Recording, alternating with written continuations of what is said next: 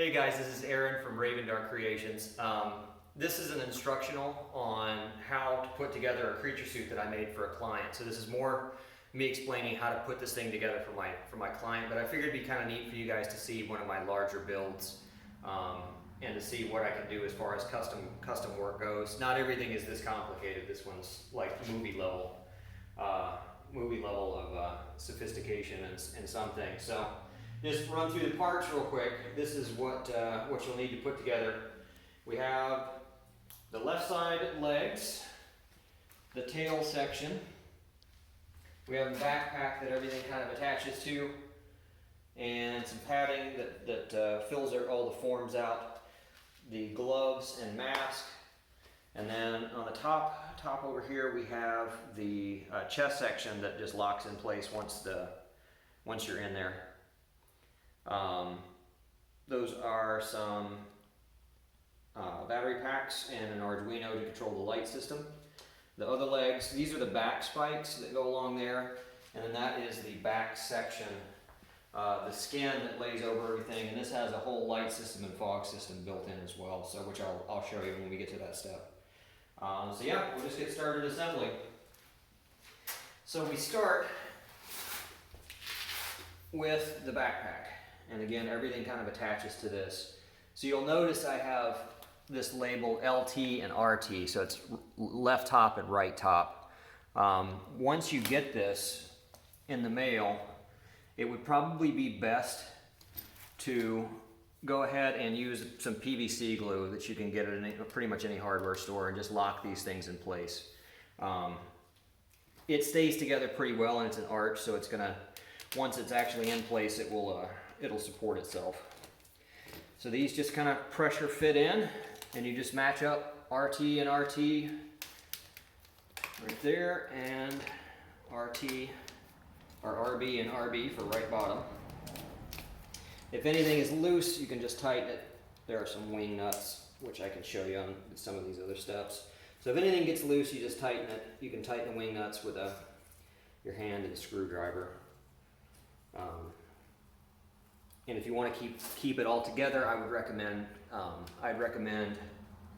just using some Loctite to get everything, just popped in. So that's the start of the back, and then we put the foam piece in there. This is to make sure that the skin lays properly. So you just kind of wiggle that in place, and there's a cut here that we're going to feed this tube into here in a second. So we got that on both sides, and this goes up here.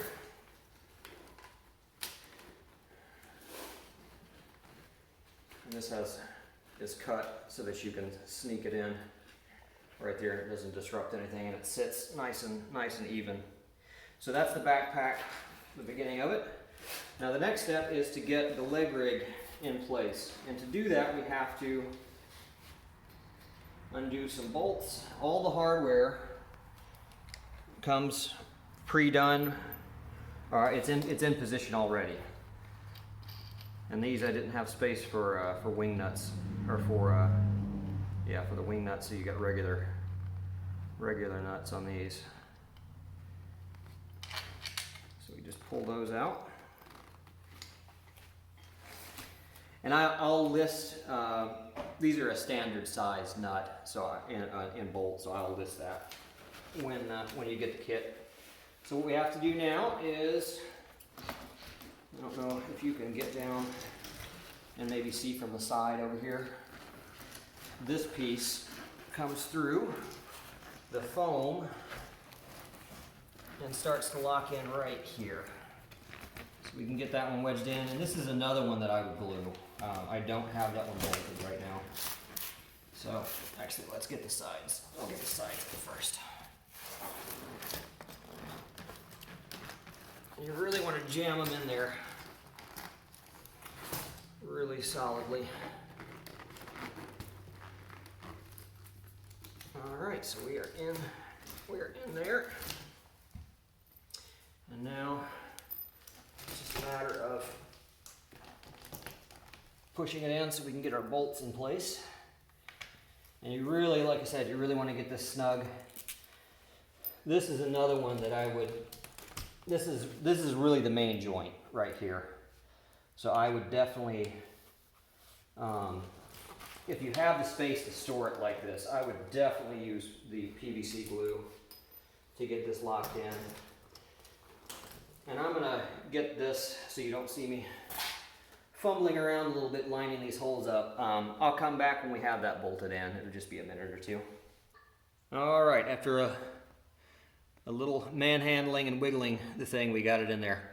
It really is not too bad. It's just you have to get everything aligned. So I did that. Both sides are in now, and the middle brace is in place as well. And now we will put our foam on there, and it looks crude, but it just has to give a basic shape for the big skin section to ride on, so that it's not just flopping down. So this works well. And the nice thing is, if you notice, there's a lot of space here, and everything is built as light as it can. When you have a creature that's this size, you really have to worry about saving weight and making sure that you're not killing your actor if you're doing stuff for movies, or if you're a cosplayer that you're in a sweaty convention hall, you know, for hours at a time in this thing. So this would be a spot. There are going to be some electronics and whatnot in here, but you could also, you know, you could wear a camelback or a cooling system, or you could even mount some fans to the frame here, something like that, to keep you even cooler. So I like to build really, really light. So the next thing we're going to do is start to attach the legs. And again, all the hardware is in place.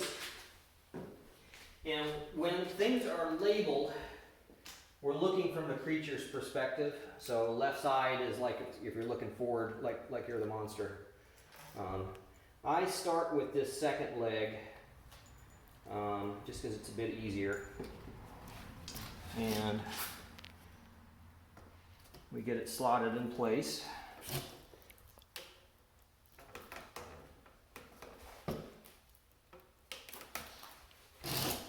And we just line our holes up and pop in the bolt. And these should go in really easy. They have a little bit of play, so if they're bumped, they're not going to like snap off. We want a little bit of flex. But this leg, or this rig, as you'll see here in a minute, will stand on its own, which is really nice. So I attach the second leg on each side, and then I attach the fourth leg, which is the second smallest. Get that in here.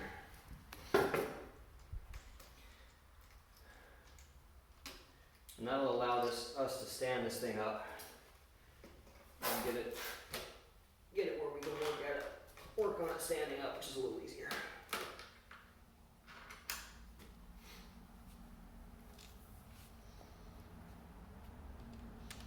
And again, just a wing nut. We lock it in place. Really don't recommend over tightening on these. You don't want to have any kind of breakage.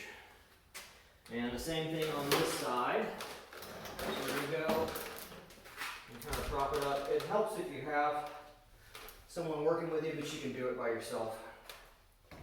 Just takes a little extra coordination.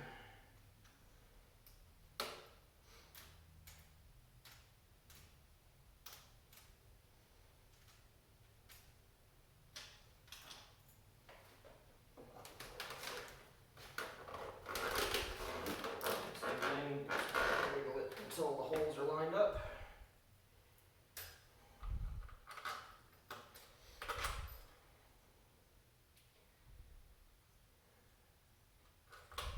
The nice thing about building the skeleton out of PVC piping, which is what most of this is made out of, these legs are resin.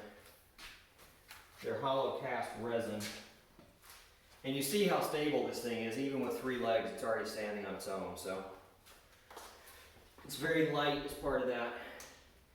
But the legs are, like I said, hollow cast resin, so they're light and really strong.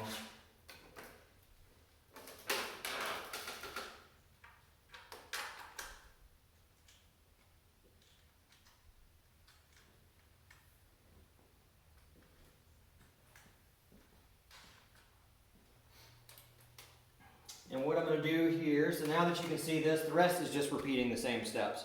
So we'll take another break, and I will be right back once I have all the rest of the legs in place. All right, we're back. Got all the legs on. The front ones are the trickiest. The other ones kind of just pop right in, but these big guys you have to work with for a minute. Breakdown is just as easy. You just undo the bolts, take them out, and stow them away. One thing that I was talking about with PVC that's nice is you can heat bend PVC with a heat gun. And then, so use this, heat everything up that you need to, and you can bend the support rods or even the main structure itself if you need to. The reason I say that is because I've never met the guy that bought this. We got really pretty detailed measurements and whatnot. But if you need to adjust it up or down, the straps in the front, you do have a lot of leeway that way. My wife Laura, who's doing the filming, was the one that we did this suit for because my client and Laura are the same height. Her legs are 3 inches longer though, so when she stands in this thing, she hikes it up and she has to squat a little bit because of her legs are so long, but the overall height's good. But when I measured this, I measured it to the hip height and that kind of thing, so the belt would fit right. But if it doesn't, we can adjust things.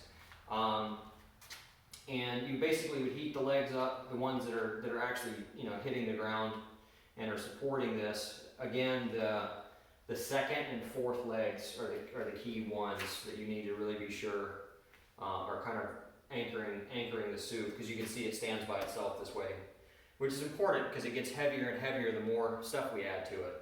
So heat gun, if you need to adjust things, basically heat those things up. If you need to move it up, pull the rig up, and push the legs down, and that'll raise it. And the opposite if you need to lower it a little bit. You just again heat the joints up, heat them thoroughly, and then let it sink to the level. And then you'll get compressed air like the dust off cans.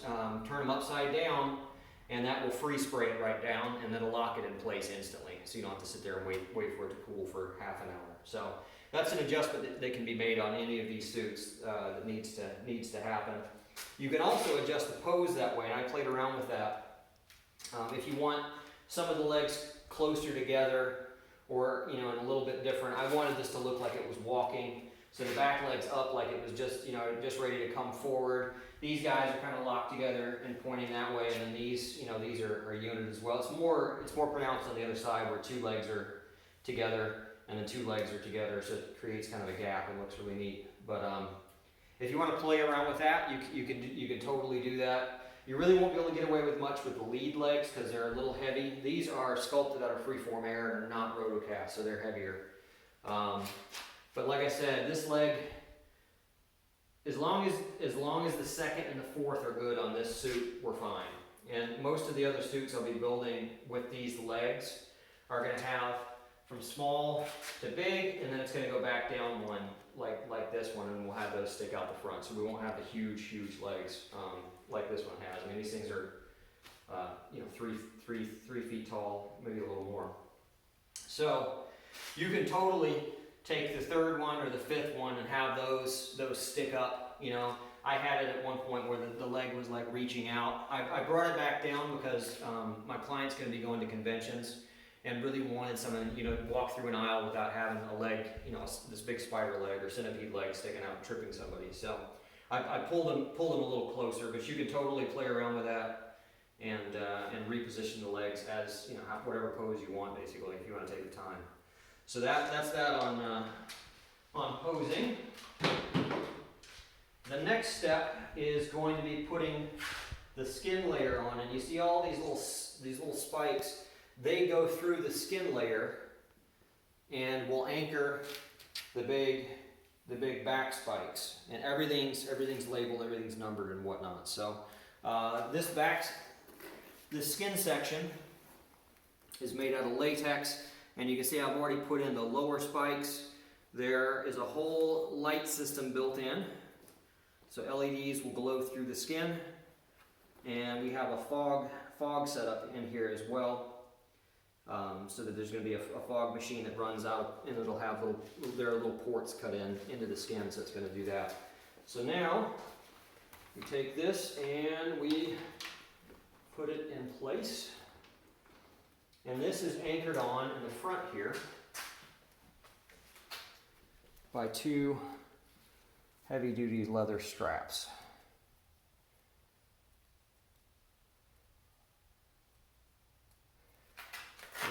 With these rivets.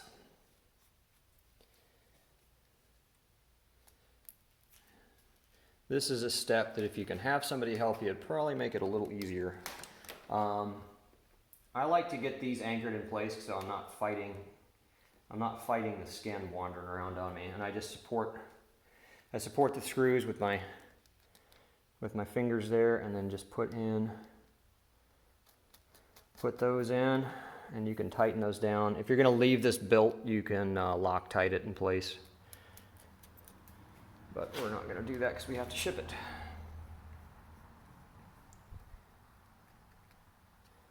And same thing on this side.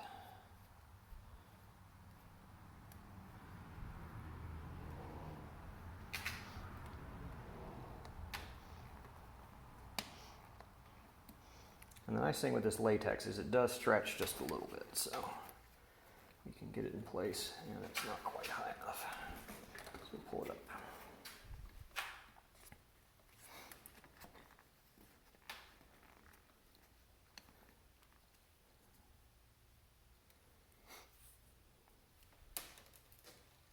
And of course I dropped one. All right, so after fumbling around a bit there, we got these in. Again, if you have someone to help, this goes a little bit easier, but you can still do it by yourself. So now we have the fog tubing and the light that needs to plug into our Arduino that then plugs into our battery packs. We want to make sure that that is easy to get to and kind of out of the way. So we're going to tuck it back in there. And this one as well, we want to take and kind of loop it around here so that it's not flopping around anywhere. This is all going to get cut. I don't have the fog machine that my client's going to use, so we've got way more tubing than we need. But it's better to have too much than not enough. So this is a little bit long. The fog machine is probably going to mount somewhere right in here. Next to some of the battery packs. It's a real small, like mini fogger. But for now, we're going to tuck these, like I said, out of the way. And we have more lights that run along the undercarriage as well. So there's a lot of different light bits going on here. And that's right here. So the lights for the undercarriage are here, and that goes into a separate battery pack as well, which we'll cover in just a minute. So we'll tuck that out of the way. So, these straps are for the chest piece. So it kind of wraps around your neck, and I'll show that right at the end. So now what we're going to do is insert all the spikes. And if you wanted to get this started before you plugged everything else in, you could totally do that. It might be easier. This is my first time reassembling this thing. I've been building it slowly over the past few months. So this is my first time putting it all together from scratch. So I might fumble just a bit. So we got those two. We'll go around over here and do the same thing. The spikes are all pretty symmetrical. There are little holes cut. I don't know if you can see. There are little holes cut in the latex that you just slide the support post through. And like I said, sometimes it's easier to get them first. There we go. This also helps to keep the skin in place. And then we just kind of work our way down. And we will take a break so as not to bore you, and come back. Oh, I did want to point out real quick that all of these spikes, actually I'll go ahead and do this whole thing. That way you can kind of, this is probably one of the trickier parts to this, so I'll show the full thing. Each of these is numbered. There's a 1 there. If the light's better, you can kind of get in and see it. There's a 5. There's a 5 in there, and you can see. So each of these is numbered. I went, and I'll cover this again when I get to the spikes, but they're all numbered going from left to right in each level, basically. So, but yeah, like I said, this is the tricky bit. And with the spikes, if you don't like my layout, you can totally change that up. They're all interchangeable. And it does get easier as you go down.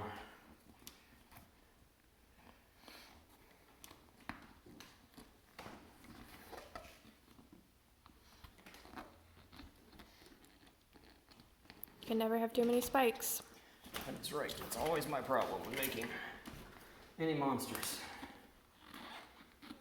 There's always room for spikes. All right. So I'll go to the other side now.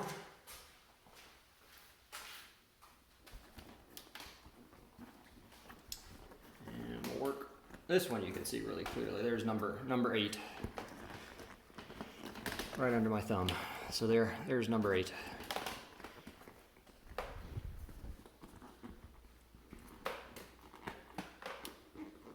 If any of these come loose underneath, which they really shouldn't, this is something you'll probably assemble once and just leave this assembled. So I really don't think you'll be taking this on and off. So once you get it on, you won't have to do this. You won't have to do this every time.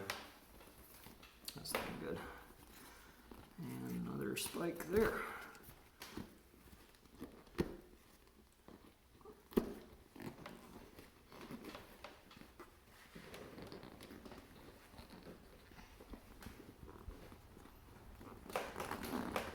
One up here.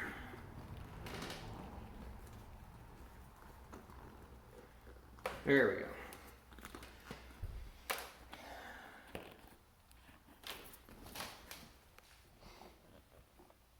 And again, they are numbered.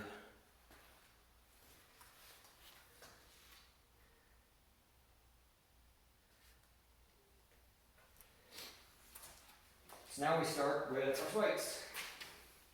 So we have number 1 and number 2, and we just match them up to where they're supposed to go. So there's number 1, and there's a hole drilled in the bottom, right with the number, and we slot it in place.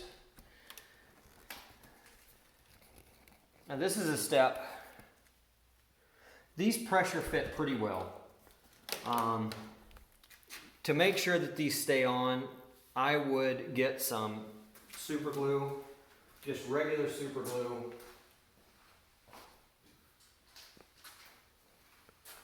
This is a huge bottle. You can get them much smaller, obviously, but just the gap filling medium. BSI is a good one.